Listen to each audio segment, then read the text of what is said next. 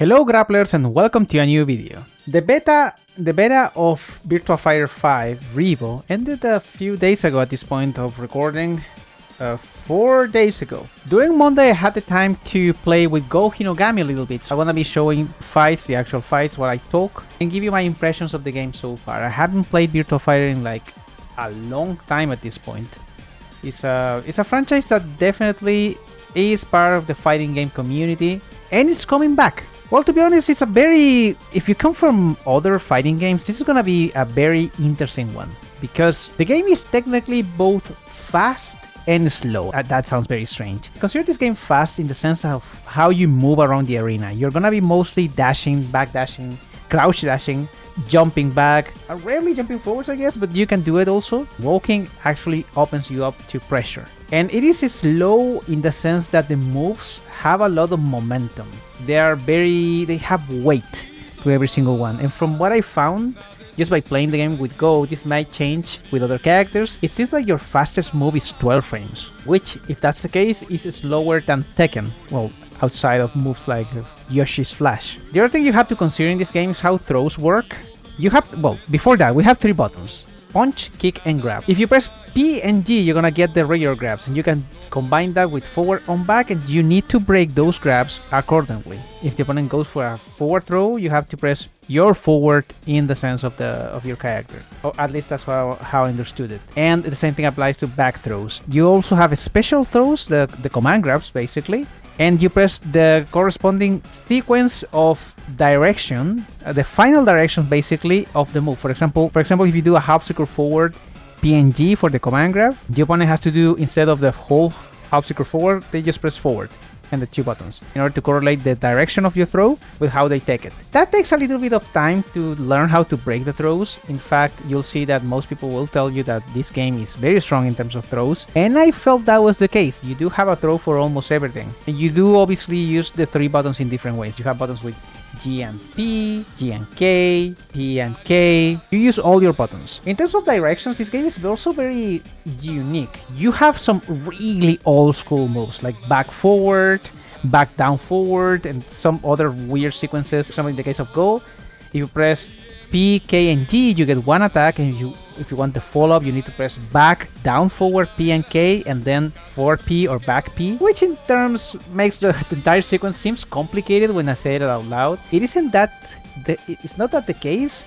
You do need to memorize a lot of directions and a lot of buttons in order to do your proper combos. And talking about combos, this game has a float system very close to, say, Tekken 5. Usually you have a bounce attack. In the case of my character, was forward PK, and that was pretty integral to most of his core combos. As any 3D game, you have highs, lows, and moves that track one side or both sides. In the case of moves that tracks 360, full homing moves as we call them in Tekken, the game has a very specific sound, like a whoosh sound, like whoosh, every time someone goes for one of those moves, which is pretty funny. The sound is very crunchy. I like how the attacks sound in this version of the game, because let me tell you, there's a reason why this game has so many old school things like the stagger. It's because this is an old game. This is basically a remake, quote unquote, kinda, not really, of Virtua Fighter 5 Showdown, which at this point, I don't know, it's very old. The game has been patched. You'll see that in a lot of fights, people don't roll, either forward, back, or to the sides. They don't do chemis like it happens in Tekken. And the reason is I feel they're not used to, again, something that is also kinda old school. You have to press P, G, and K the moment you touch the ground in order to recover fast. Side steps and sidewalks in this game are also their own thing. If you press up and down, you're gonna sidestep. If you want to jump, you have to hold G and then up, forward, and up, back. You do have moves that don't require G in order to create some jumping attacks, like up, forward, PK. It gives you probably a jumping attack. If you press up or down and then T, K, and G, you do like a different sidestep, like an evasion. It's not a roll, but you do evade more than usual. This is also triggered if you press your sidestep the moment you're gonna get hit by an attack. And this also changes completely. If you've been playing Tekken, this is gonna be very strange to you. This takes a lot of time to get used to. In fact, I don't think I got a lot of punishers after sidesteps, even though you should be able to get them. The buffer system of this game is something that is you'll have to practice. For example,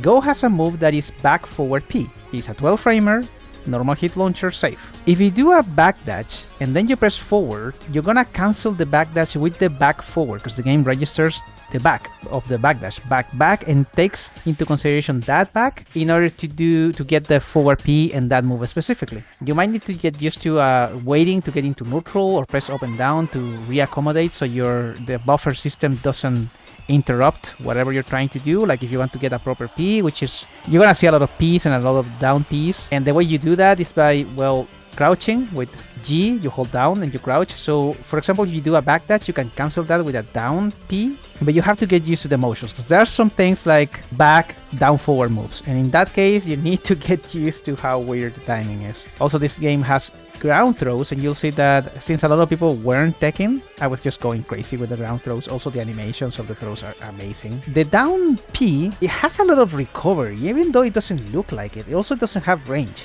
So it's a move you're gonna use to stop the pressure of your opponent, but there are a lot of ways to deal with the down P. You can do your own down P, backdash to escape the opponent down P and then launch them with something. Or you can do a jab, a backdash, and also launch them. You can use your forward P. I think every character has a 6P in this game, which are usually mids, like some sort of crouching mid, and you can just escape by sidestepping and backdashing during your minus frames, which is very useful. However, the Ps, the standing Ps, have a lot of range. Throws, before I forget, can be interrupted by attacks, so it's not like Street Fighter or Tekken, where you can get, for example, a +2 situation and go for a grab. So it's not like how you think throws work. You have to earn them, either by sidestepping or just waiting patiently when the opponent is not doing anything and they don't react. And since decking throws is very difficult here, breaking throws, you're gonna see that a lot of throws go uncontested, at least at this point in the game, which was the beta. The beta is already closed, by the way. You cannot play this game